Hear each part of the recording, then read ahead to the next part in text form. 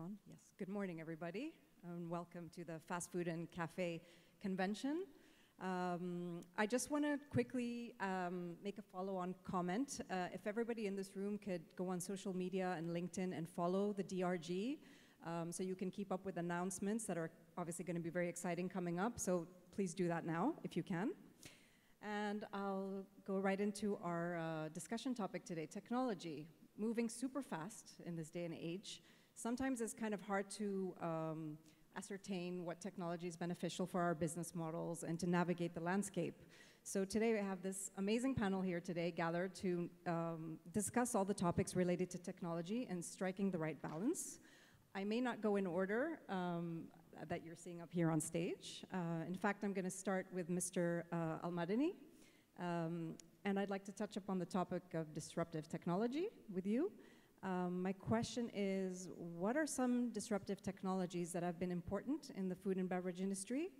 What is the concept of a disruptive technology, and how has it impacted your business? Good morning, everybody. And I think before going into what disruptive technology did to us, I think the concept of the disruptive technology, I would like to a bit explain. Probably most of you will know it. It's an innovation that significantly actually changes the way the consumers, the industries, and the habit of consumer changes through the history. I mean, a good example would be all the industrial revolutions. I'm not going back to the history class now, but you all remember from your school time, the first industrial, should I make a quiz here? What was the first industrial revolution? Steam engine, science, mass production, mechanical. We're actually in the fourth industrial revolution. Can anybody tell us what is the fourth industrial revolution? Digital technology. So we are in this era. So it is disruptive. Of course, the pandemic, the COVID-19 itself, has been a disruptive to the whole F&B industry. It's been very slow. F&B has always been slow into adapting the high tech and new tech, but actually this COVID-19 is one of the benefits. As they say in a crisis, always give you, some benefit. And out of this crisis, we've seen how the high-tech F&B has been with especially order online, e-commerce. I mean, you have seen the e-commerce, how it disruptive been to all the retail.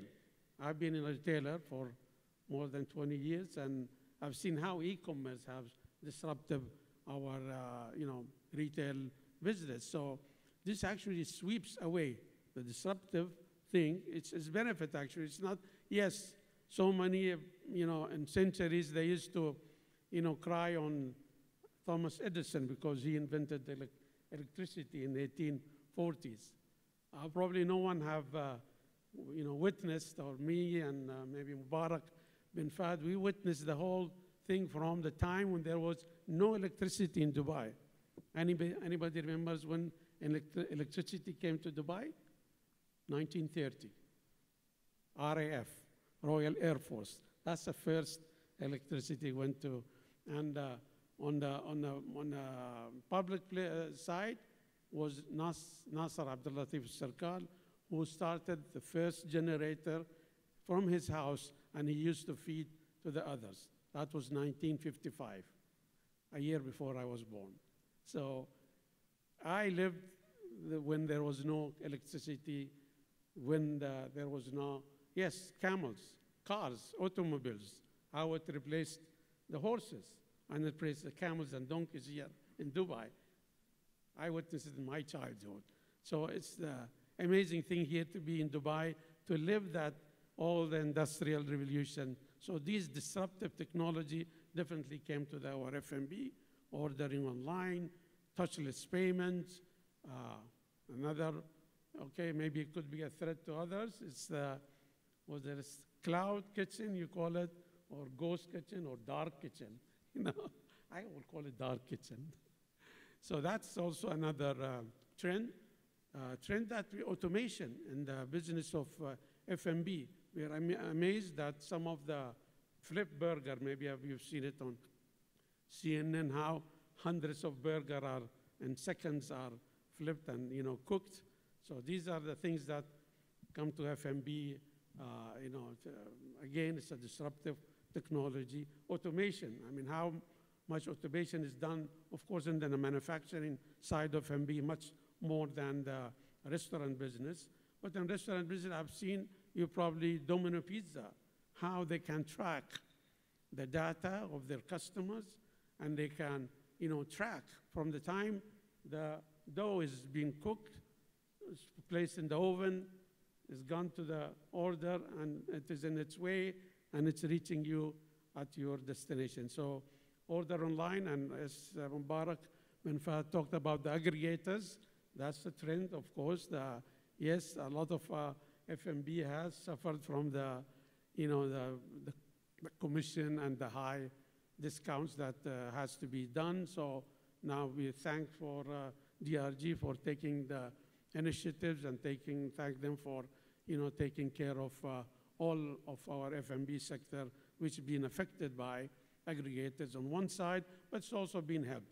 We have to admit that during the pandemic, the only business that was running was through the third-party aggregators, and they, served all the customers who could not come to the restaurant, could not come to the shopping malls. They were sitting at home. Now we can see also the millennials. The millennials generation, I've seen it, I'm seeing it at my home. Ready meals kit, low carb, and then all these, new things that's come up. So F&B has also to adopt to these millennial generation that their preferences change, organics, food, ready to eat. One problem they said that we had with millennials, the canned food, tuna, because the millennials don't have can opener.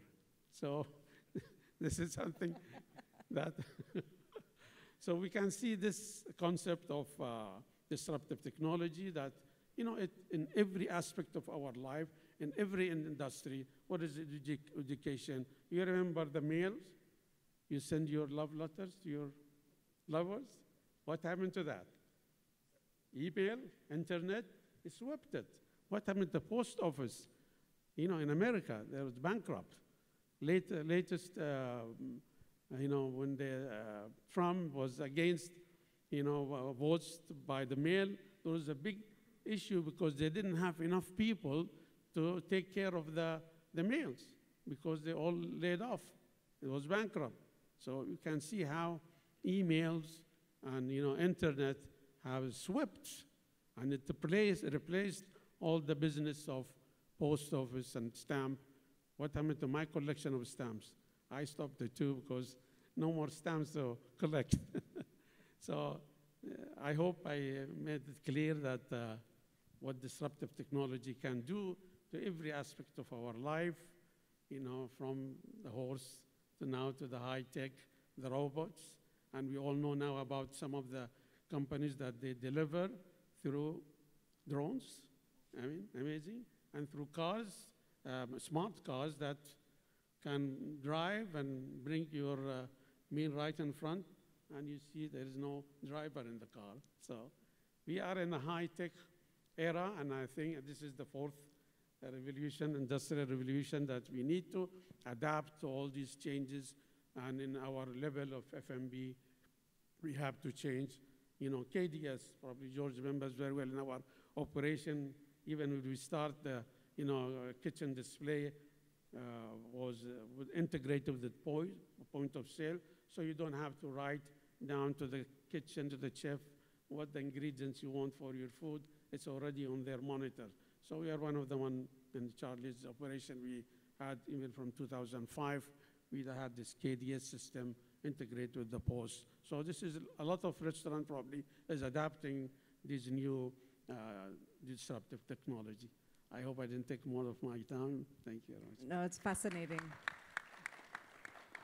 I think we learned a lot from you, and I've been here for 15, 16 years, and I've seen a lot of growth, but it must be fascinating to have seen all of the technology coming into the country. And I think that we can learn that technology is here. We have to learn to work with it and really move with the times, no matter where we're at, and today more than ever. So Karim, I will address my next question to you. It's a bit of a three-pronged question. How do you distinguish and identify which tech is crucial to adopt? Is there a set of criteria that you believe should drive the decision? Is improving profitability the most important goal? Is kitchen efficiency, operational streamlining? What is it that drives your decision behind technology? I'll try to memorize all these questions. I'll repeat if I need to. Thank you, Faye, and thank you for the introduction as well. I'm excited to know what Mr. Mubarak has as a surprise for us, so I'm joining the RG as of today.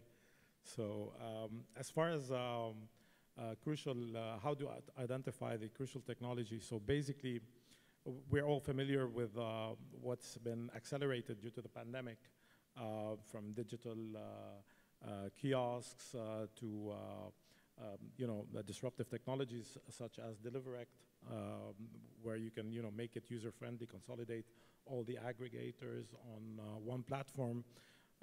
Many of those, which I won't go through, everybody's familiar with those. Where I see profound efficiencies and improvement going forward is with IoT and with artificial intelligence. I'm not talking artificial intelligence about robots taking over the workplace. I'm talking about more on the software side in terms of analytics and algorithms, predictive models, in order to optimize labor scheduling, monitoring quality, monitoring electricity bills, and so on. With IoT, you can have equipment that are connected to the internet that could calibrate power, that could work on what are the consumption levels on peak hours and so on. So truly, the list is actually endless. And the objective at the end of the day is to have a flawless, frustration-free customer experience and to have a safe and user-friendly environment and productive for the working staff. So the objective is actually those two things. That's the criteria that I would see for adopting such technologies. When we speak about profitability, it's most certainly not the end goal. It is a byproduct. It's a result. What's the end goal? I mean, life is short.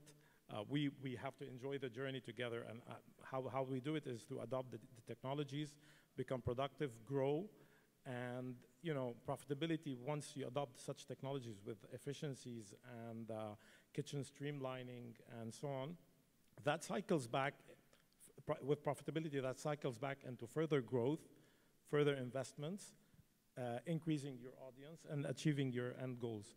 So yes, profitability is important, but it's not the end goal.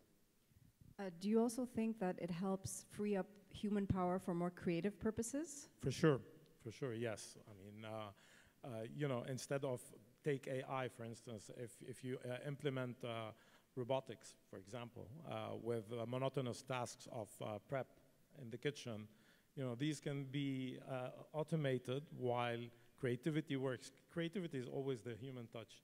That's always needed. That's not going to be replaced by any machine, not in the next 3-4 years. I don't know, later. Yeah, great, thanks. Thanks for your answers. Thank you. George, if I may address my next question to you, I think a lot of us in the room have seen the Prime Report Middle East edition, where 44% of respondents said that they're deploying technology for contactless dining, digital ordering, digital menus that we all have become so familiar with over these amazing 2 years that we've had.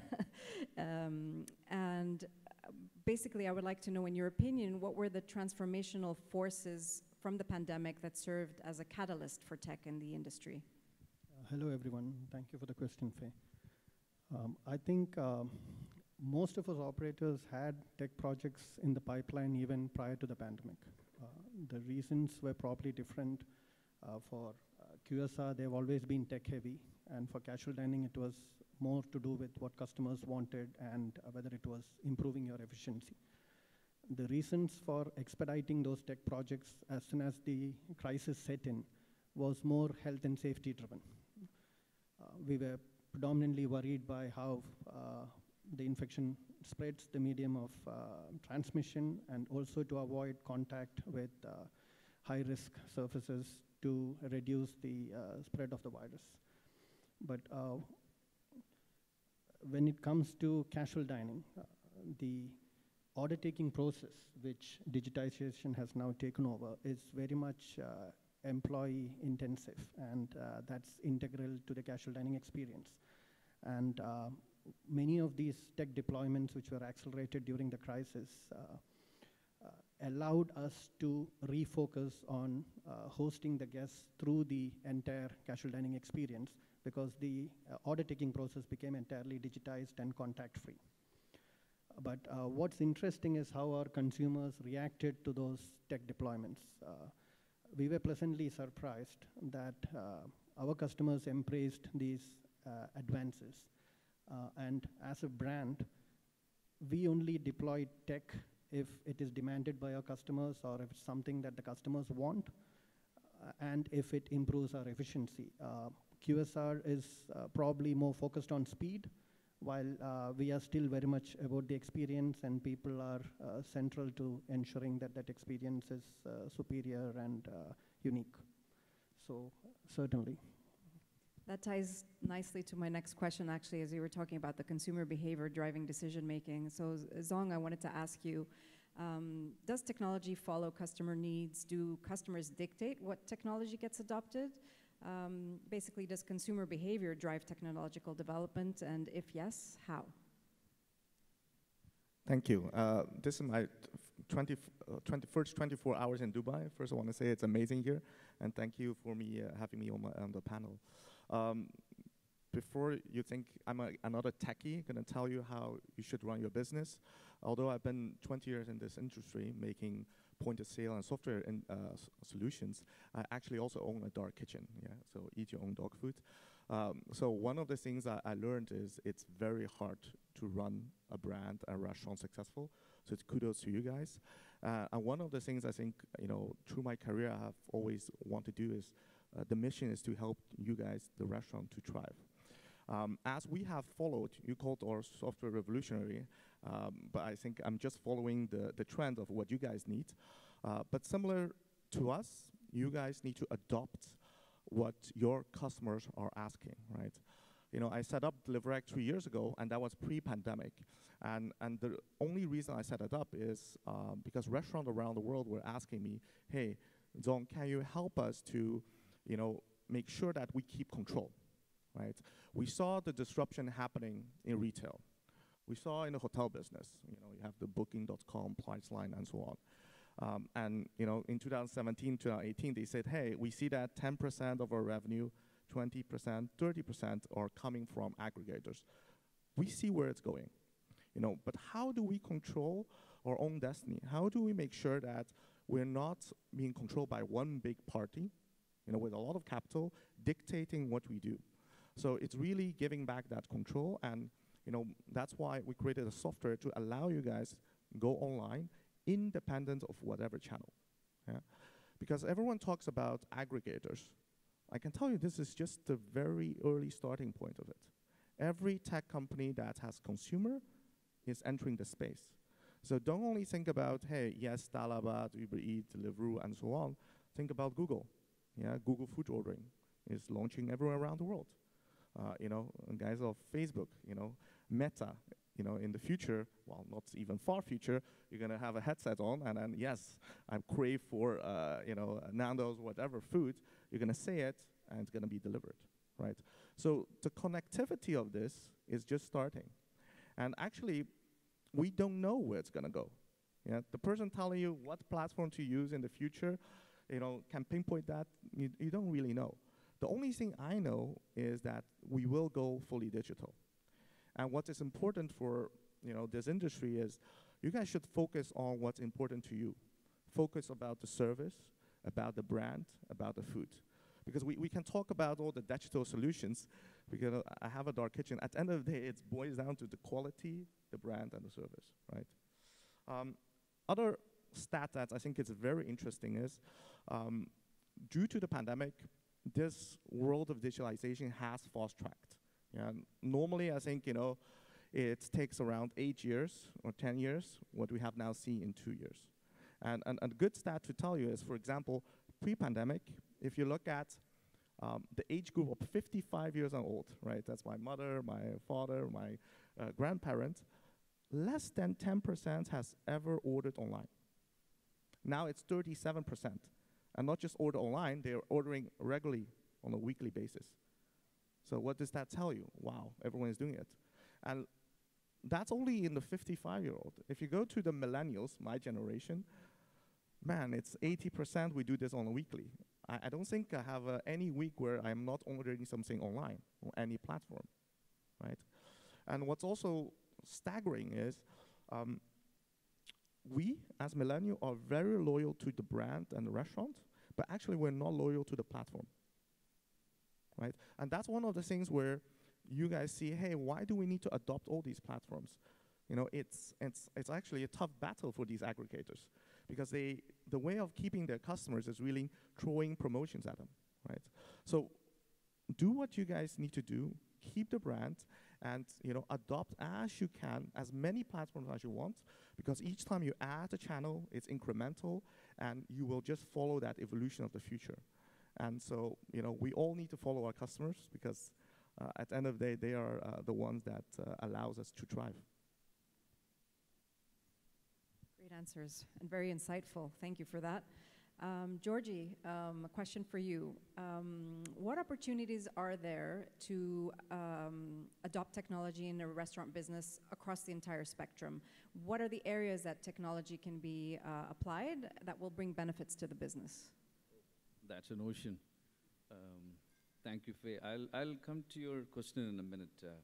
Gastronomica is an operator of premium concepts. It's the first time that we're ever entering into the fast food segment. We recently launched Milk Bun in 360 Degrees Mall in Kuwait. Gastronomica is of the belief that we are not in the business of selling food. We are in the business of offering an experience. We wanted to embrace this philosophy into Milk Bun as well. So Milk Bun, as the name implies, it features a live bakery where buns and cookies are produced fresh. It's a very active and vibrant space where we have all the components to ensure that all the 5 senses of a customer are satisfied, thereby providing a total dining experience. It's fresh, it's energetic, it's electric, it's vibrant, it's very active, it's young. The music is upbeat and cool. The design is minimalistic yet futuristic. It's very tech-oriented. It's probably one of the first concepts in the world where you don't queue up at a counter. You can choose from multiple channels of ordering, like the app, QR code, or kiosk, and the food comes to you at your table. So to answer your question, Faye, I can tell you from what we do in our company as practices. So to make sure that this experience is provided at the end level, at the customer level, it's very important to ensure that you have an attitude to adapt technology at the back end. So I believe to ensure that you have a wonderful experience at the customer level, 80% of technology adaptation is probably at the back end. As I can tell you what we practice, as a pan-GCC company, we've got offices across the GCC, we've got outlets across the GCC. So these are all connected through Avaya and Cisco, and all of them are like a desk call away. So we've recently activated intelligent data processing for our emails and documents. Most governments have gone online with their logistics. So as far as governance and admin is concerned, we've gone online as well. Likewise in HR, automated HRMS system with an active dashboard on mobile phones have enabled staff members to be connected not just between themselves, but also with the HR department, Together with virtual filing and cloud storage, I think there's a lot of paperwork time that is freed up from the HR, making them actually focus on what their real job is, which is to look after the welfare of people, So happy people, happy customers. Same thing in finance, we've gone online with our payments for quite some time. In fact, having an efficient ERP system end-to-end, connecting purchase, logistics, finance, warehouse through materials control to the POS, gives you the opportunity to have a skeleton, a structure, a framework, a system, wherein you are able to bring in new technologies like data analytics, which helps you in analyzing data and take intelligent business decisions. We are a company which we do all our concepts from in-house. We conceptualize new concepts. So the in-house design department is a very important department for us. We use a lot of technology there, like from 3D graphics. And one of our colleagues in the interior design department said yesterday, today, whatever the creative mind of a human being thinks can come at lightning speed and become reality because of technology. We've recently introduced I don't know, virtual reality or augmented reality to actually visually walk through a space even before it's born. And not to mention 3D printers where you can actually print real-time samples. And most of our concepts are bespoke. There's a lot of construction at site rather than pre-ordered, fabricated furniture and materials. So whether it's a casa terrazzo floor or a complicated concrete wall, it's a very elaborate and time-taking procedure. So together with our contractors, we've invested in technologically superior machinery, which has helped us in making sure that we have the right product achieved and at the same time minimizing this gap. And you know, the amount of opportunity that you have in the construction business is immense when it comes to technology. Of course, like Zong and Kareem and George mentioned and Mr. Pinna, there's a lot of opportunities in operations, you know, whether it's automated guest relations or your checklists, waiting lists, reservation systems, daily checklists, kitchen checklists, KDS systems, you know, consolidated platforms like Beverage, which I'm a big fan of, you know. So, of course, there's plenty of marketing opportunities from digital marketing and so on. But something that's actually interested me quite a bit is how we can locate certain products on the shelf or, you know, at the warehouse level by RFID, Internet of Things oriented technology. This, along with automated forklifts, have helped us to actually, you know, store in multiple levels, thereby not just reducing space, but also labor. So coming back to Milk Bun, which is a fast food concept, apart from the variety of food it has along with its desserts, we focus on two major components, which is fried chicken burgers and grilled beef burgers. So these are volume-based, so having a technologically sound equipment is very important. So considering that we are in, you know, we are in the modern century, so we have to be environment friendly, so these have to be energy efficient, high performing, and fast temperature retaining, so the, you know, equipment don't go cold when you have a lot of food on them. Recently we worked with a company from Massachusetts. This company has a device that you can put onto your control panel of your equipment. And just like how you know, cancer cells are identified in human beings much before, this device identifies which component of your equipment is going to break down. So it actually helps you in actually rolling out a proper preventive maintenance program. I would say in Gastronomica, we are all about authenticity, you know, so we believe that we have to be authentic, whether it's an ingredient, product, food, recipe, methodology, process, or an equipment. And I'm of the opinion that technology should not kill traditions, you know, so case in point, we've got a lot of We've got a lot of restaurants where we're featuring the wood-fired brick oven pizzerias, and you know, having this you know, concern about the environment, we are not very happy. We were not very happy with you know, most of them had a lot of smoke going out, you know. So we had a lot of options, changing them into electric ovens or gas ovens. But you know, we've worked with a supplier in Georgia. He's a very smart guy, or a period of you know, probably 3 or 4 months of research, he developed a moisture-exposed, sun-dried wood, which gives out the smokiness but not the smoke. So for me, this is also technology, you know. So just like the binchotan of Japan, so the binchotan charcoal, that's also technology, you know. So technology just does not have to be information technology or digitalization. It could be applied all across. In India, we call jugaad, you know, so. So in terms of your question, where all technology can be adapted. I believe it's a pan-company thing.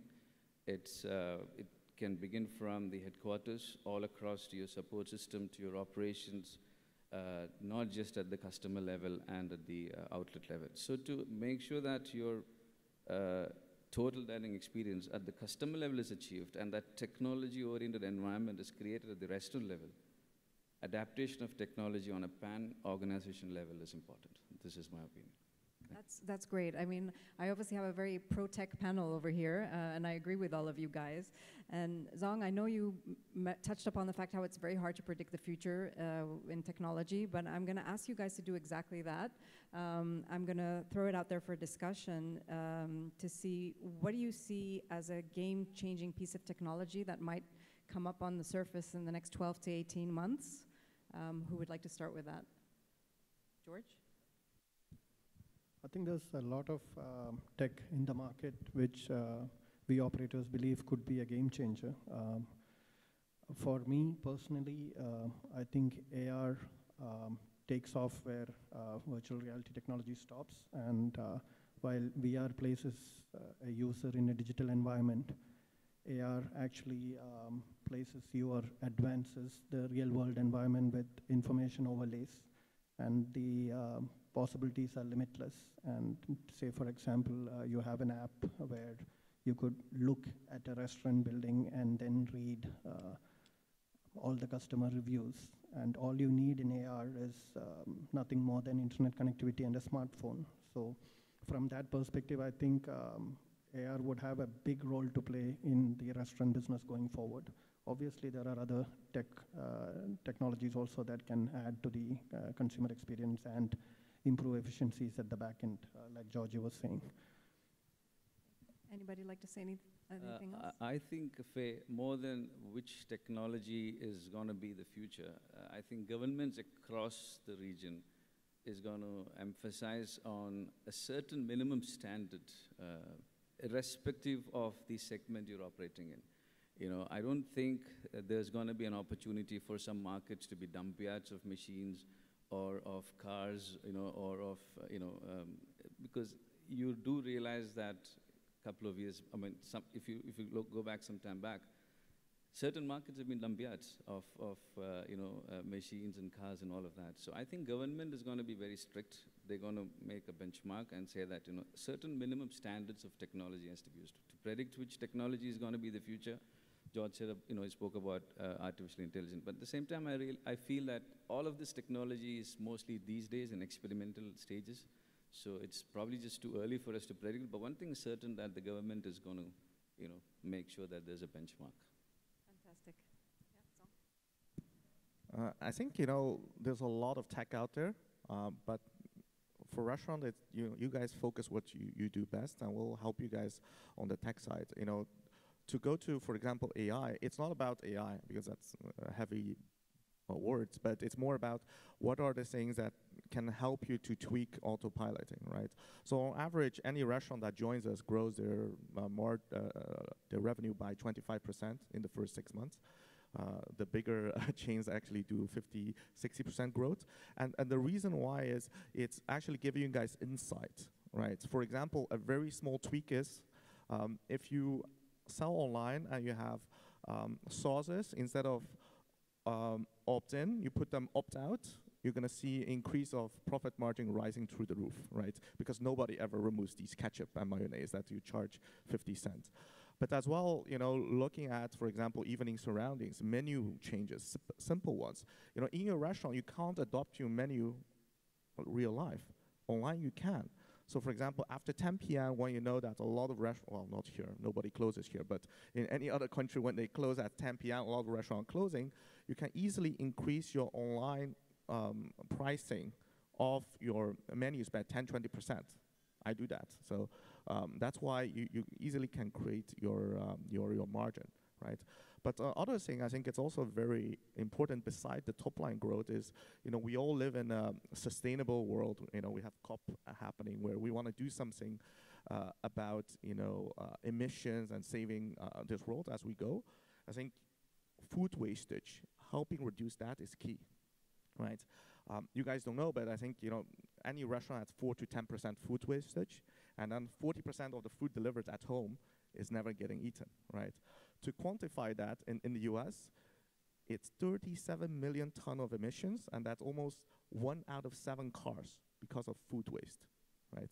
So if we can enable that using technology to, do just-in-time ordering, balance the demand side, right? But as well, maybe sometimes reduce the food that we deliver to the customers so that they have enough and not waste it. These things can have a massive impact, not just for your profitability, but actually for the good of the world. So, I mean, I think we all have a part to play here. You think the lab-based food is going to be an in thing for the future? It doesn't taste like the real thing, but maybe if you're vegan. Maybe you should try the Impossible Burger. It's not that bad. I know them well. Thank you. We'll try it. I do want to leave a little time for questions. Do you guys have something to add on this? Millennials, as I go, we have to cater to them. Yes, it's going to be depersonalized experience. Now everything has to be done by drone, by robots and all that automation. I don't know how we're going to imagine the future 10, 20 years. It won't be there, but the millennials will be there that are going to actually put the pressure on the industry how to, and that backs that question that yes, the consumer has the force on the way the F&B business will be in future. I mean, if we talk about nanos, I'm going to get crazy. Get nanos, the chips in your mind, the way you want to speak, the way you want to eat, all that's going to be planned, all is going to be designed. Is that going to be reality? It could be. I think now, probably very soon, I know like KSA in Saudi, they have all the calories. So millennials worry about calories. I know my son always weighs I said, what are you doing? He's the sandwich or the chicken, he's weighing. He wants to know how much it weighs. Gosh, I mean, so they are very concerned about the nutrition, about, they're getting away from the meat, from the protein, beef. They're going now, everything plant-based, the Impossible Burger. Yes, it's not a big numbers now, but I think the trend is there. So future technology has to, everything to adapt to the millennials. Millennials, of course, 1980 to 1996. You're absolutely right. My daughter has to have Impossible Burger at home. She's vegan and all of that. So we have to adapt to them. That's what's going to force us to cater to the millennials. Great. Thank you. Kareem, would you like to say something? You're giving us a lot of pressure on millennials, honestly. I know from my son as well, he weighs his food as well.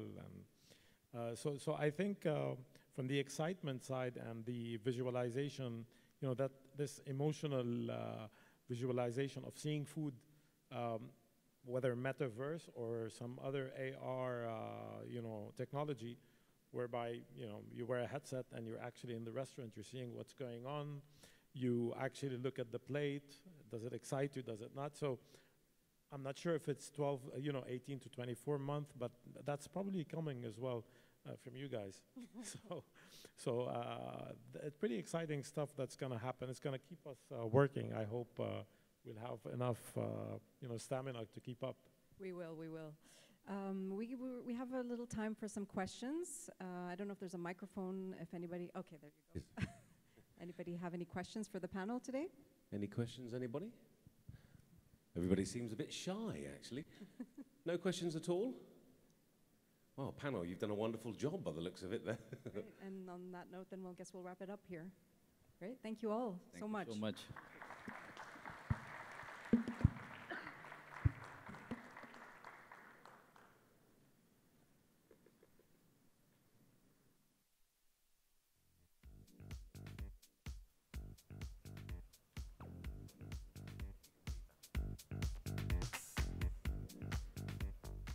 Well, a big thanks to the panel there and, of course, for that fantastic discussion.